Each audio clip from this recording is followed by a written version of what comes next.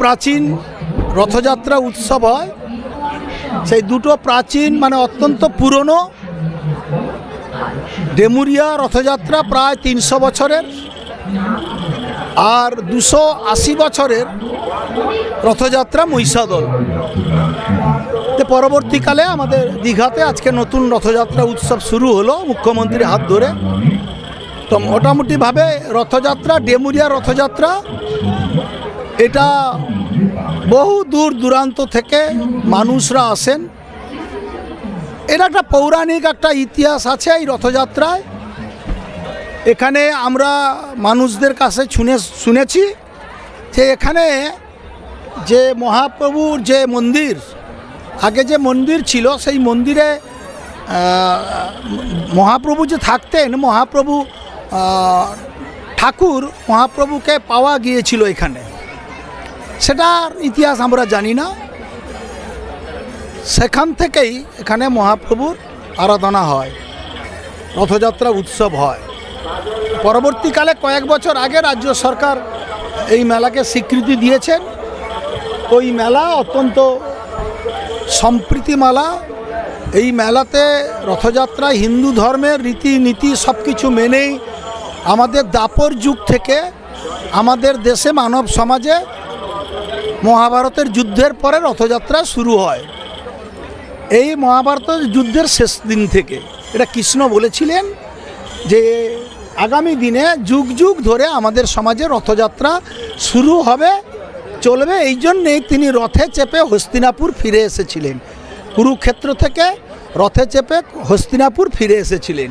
তাই রথযাত্রা সেই দিন থেকে আমাদের এই মানব সমাজে রথযাত্রা চলছে। তো আমরা মনে করি রথযাত্রা হচ্ছে মানব সমাজের অগ্রগতি, মানব সমাজের সমস্ত ধর্মের মানুষের তার মানব জীবনের উন্নতির লক্ষণ, এবং সবাই যাতে এই রথযাত্রাকে কেন্দ্র করে ভগবানকে স্মরণ করে আমরা যাতে আগামী দিনে মানব জাতির কল্যাণের জন্য এগিয়ে যেতে পারি, সমাজকে আরও এগিয়ে নিয়ে যেতে পারি। রথের চাকার মতন গড়তে গড়তে যেমন সামনের দিকে এগিয়ে যায়, এবং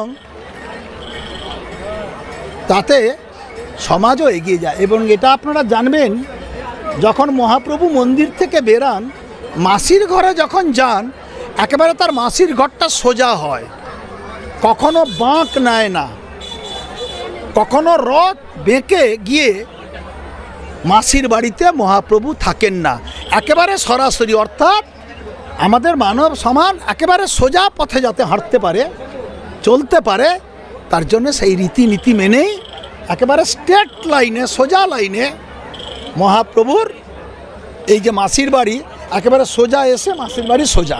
কোনো জায়গায় আমাদের যেমন দীঘাতে মাসির বাড়ি একটা বাঁকা পথে, তাই রথ থেকে ঠাকুরকে নামিয়ে রথ রেখে দিয়ে রাস্তার উপরে মহাপ্রভু বলরাম সুভদ্রাকে নাচিয়ে নাচিয়ে কোলে করে নিয়ে মাসির বাড়িতে রাখা হয়েছে।